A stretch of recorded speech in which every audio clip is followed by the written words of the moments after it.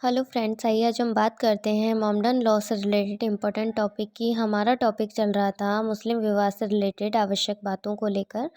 देखिए, आज हम इस चार्ट के ज़रिए मुस्लिम विवाह के लिए जो आवश्यक बातें हैं उनकी बात करेंगे, प्लस जो प्रस्ताव है, जो मुस्लिम विवाह में प्रस्ताव दिया जाना बहुत ही महत्वपूर्ण होता है, तो हम उसे डीपली पढ़ेंगे आज, ठीक है, केस लॉ के ज़रिए। देखिए, सबसे पहली बात, जो आवश्यक बातें हैं मान्य विवाह के लिए मुस्लिम विधि के अंतर्गत जो विवाह वैध होता है तो उसके लिए मान्य जो आवश्यक बातें हैं क्या क्या। प्रस्ताव, उपस्थिति, एक बैठक, साक्षी और स्वतंत्र सहमति, इन सभी का होना एक मुस्लिम विवाह के लिए बहुत ही आवश्यक है।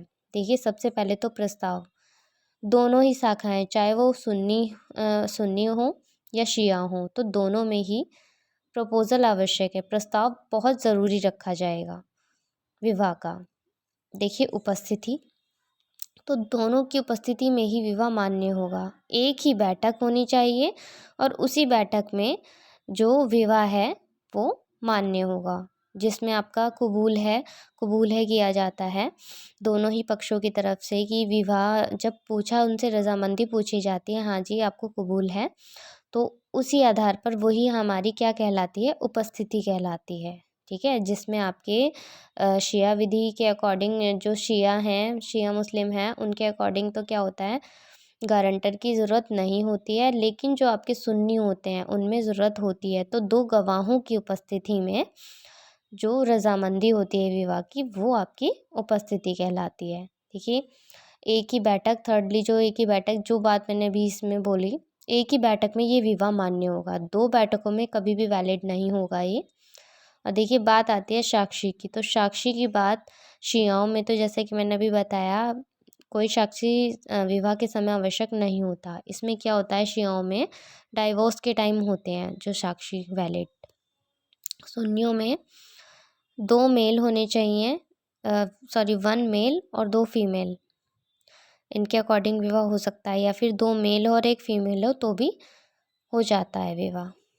ठीक है, देखिए ये तो हमने आपका चार्ट देखा। अब हम देखिए जो आपका फर्स्ट पॉइंट है प्रस्ताव, तो इसे हम डीपली पढ़ेंगे, समझने की कोशिश करेंगे कि भाई प्रस्ताव किस तरीके से दिया जाना चाहिए।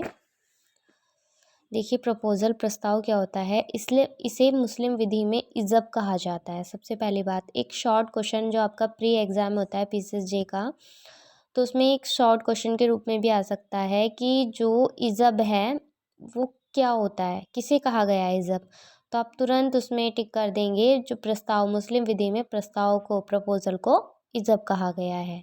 एक तरीके की जो स्वीकृति होती है, कबूल, और सक्षम पक्ष, कंपोनेंट पार्टीज जो होती है, वो हमारा क्या होता है, प्रस्ताव होता है। नोट में क्या कहा गया है, अन्य संविधाओं के समान विवाह भी प्रस्ताव, इजब व स्वीकृति से कबूल या पूर्ण होता है। भाई देखिए, नॉर्मल सी बात है कि जब हम किसी को के पास प्रस्ताव रखेंगे और उससे पूछेंगे हाँ जी कबूल है, तो दोनों पक्षों की जब रजामंदी होगी, कबूल हो जाएगा दोनों की तरफ से, तो तभी वो विवाह क्या होगा, संपूर्ण हो जाएगा। ठीक, हम दो केस लॉ के ज़रिए इसको समझेंगे। First, Mohammad Zainaba versus Abdul Rahman, this is most important. इस वाद में निर्णित किया गया था कि प्रस्ताव करने व स्वीकृति देने का कोई रूप नहीं होता। प्रस्ताव व स्वीकृति संविदा के पक्षकारों या उनके अभिकर्ताओं द्वारा एक दूसरे की उपस्थिति और सुनने में किए जा सकते हैं एक ही बैठक में। सबसे मेनली आपकी एक ही बैठक की बात हो रही है, कोई समव्यवहार का पूरा होना जरूरी है।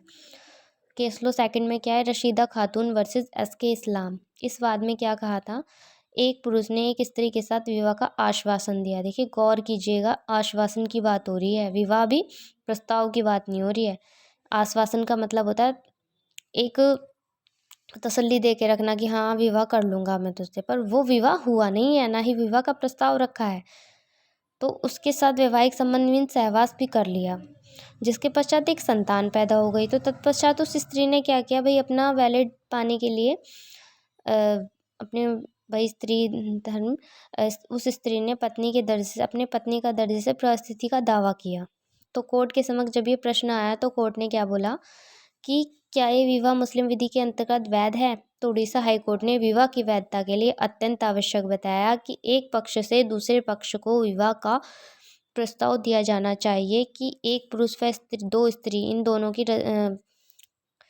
प्रेजेंस में विवाह होना चाहिए था एक तो, ठीक है, और दोनों की तरफ से मतलब प्रस्ताव रखा गया हो कबूल वाला, तो तभी ये विवाह वैलिड था। तो इसलिए इस विवाह को अमान्य घोषित करके उस स्त्री को मतलब क्या कहा कि भाई ये जो विवाह है वो वैलिड नहीं है, तो इस आधार पर इन दोनों का विवाह इनवैलिड हो गया। चलिए, थैंक्स।